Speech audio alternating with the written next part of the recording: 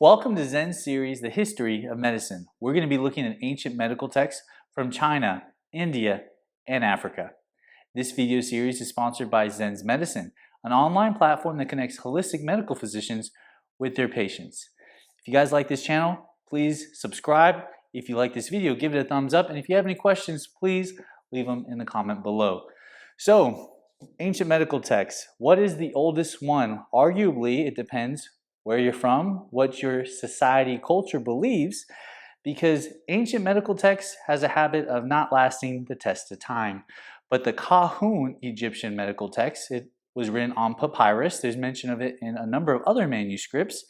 And this text is around today. It dates back to about 1700 BC era to 1850 BC era. That's what the archaeologists put the carbon dating date at.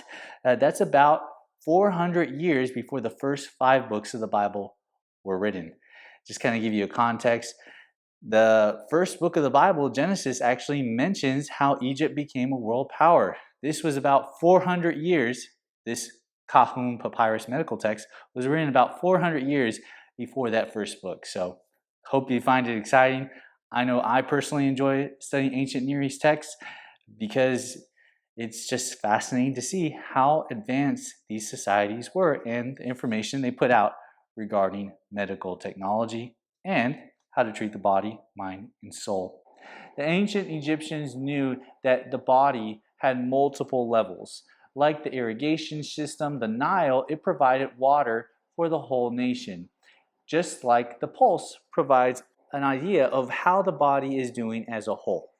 The Egyptians were the first ones to mention a heart in their texts. Interesting fact, these Egyptian medical physicians prescribed dates, oils, and beer to get pregnant. Who would have thought you could use beer to get pregnant? The Egyptians figured it out. The ancient Egyptians, like many societies in the ancient Near East, believed in a pantheon of gods. That means they had the snake god, they had the sun god. In the worship and fear of those gods, they were pursuing health, wealth, and peace. This text talks about the health, specifically for the women of that society. It talks about the heart, the womb, miscarriages, treatments for battle wounds. This ancient medical text, although it may be an archaic way of looking at healthcare, it was actually very efficient and effective. The Egyptians at the time they wrote this information was a world superpower. Egyptians were known for writing hieroglyphics, carving the text in their buildings. Why is that important? Because it offers an opportunity for the future generations to look back at the lessons learned from history. Now, why is that applicable today? Why are we doing a video on the history of medicine?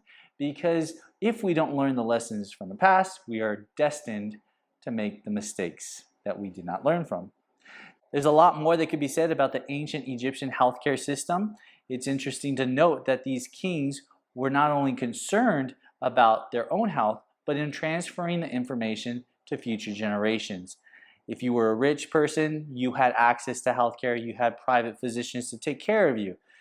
If you were poor, then you were put to the front of the gate and you were asking for money and really just telling people, hey, don't drink the water from that.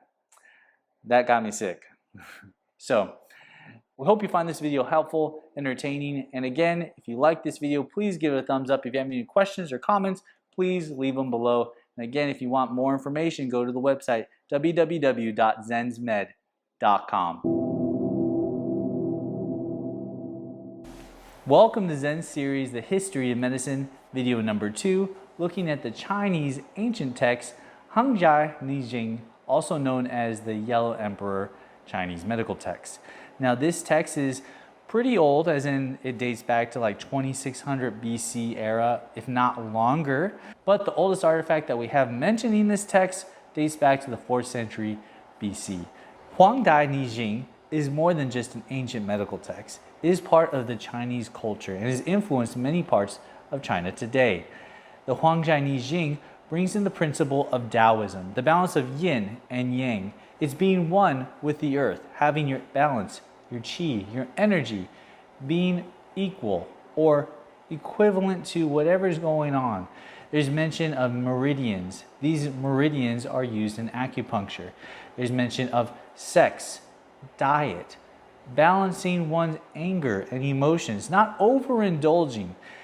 This Taoist mindset is embedded in traditional Chinese medicine, and no traditional Chinese medical physician who practices Chinese medicine will separate themselves from the principles of Taoism.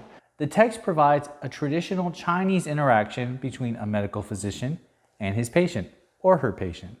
In this case, it is the king, the emperor, who is inquiring medical questions. The text provides an insight on how the medical physician interacts with the patient. The patient, who is the king, is inquiring health questions about why do some people live longer? Why is it that some people seem to not get stressed out? Why is it the people of the past used to live 100+ years and the people today barely make it to 50? These questions are answered by the Taoist medical physician who says yin and yang. The good doctor prescribes a lifestyle that encompasses Taoist principle, Taoism. The doctor says people of the past lived according to the seasons. They ate healthy. They did not overindulge in food, in exercise, in sex. They had a balance. They practiced moderation, regularity. There was no overexhausting oneself. Traditional Chinese medical physicians today implement this simplicity Zen Taoist mindset to their patients. It's how they run their life, and not just their medical health, but in all aspects. Why is this important today? Well, many of us are living overexhausting lives where we're putting too much emphasis on our respiratory issues, our cardiovascular issues. Maybe we have gout. Zen Tea House has a tea for gout. But really, we need to have a more holistic approach to our life, and that is encompassed by the balance of having a Taoist mindset towards our health. There is no separation between the hand and the heart, or the leg and the mouth. Every part of our body is interconnected, and traditional Chinese medicine is built off this text, the Huang Di Nei Jing. Hope you like this video, and if you want more information about Chinese medicine, please click the link below and visit our website, zensmed.com. If you want information on how to get connected with a medical physician who practices traditional Chinese medicine, please click the link zensmed.com.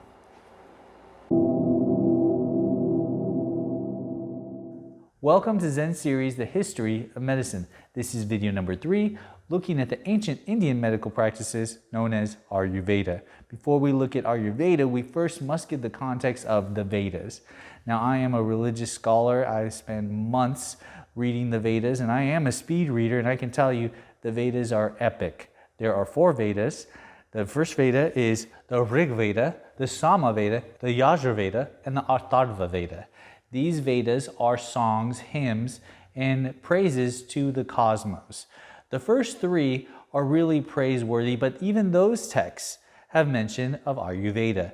These texts are written on temples and manuscripts, but traditionally it was passed down from generation to generation, from one physician to another physician. Passing from one physician to another physician makes it so that there is no monolithic way of doing Ayurveda. Depending on the region of India, you will find different types of Ayurveda. So, what is the most authentic, sincere, real Ayurveda? Because Ayurveda was primarily passed through oral tradition, it's very difficult to find a manuscript that dates back when Ayurveda actually came into existence. If we look at the Vedas, we can see that Ayurveda has existed since the beginning of time. So what are the principles of Ayurveda? Well, Ayurveda is a science. There are Ayurveda physicians who've been trained at Ayurveda institutions. These medical hospitals have been teaching for thousands of years.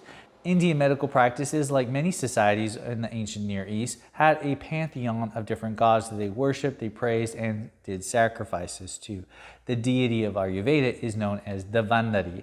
In virtually every society from the beginning of time, there was a pursuit for a holy grail, a one-size-fits-all immortality provider.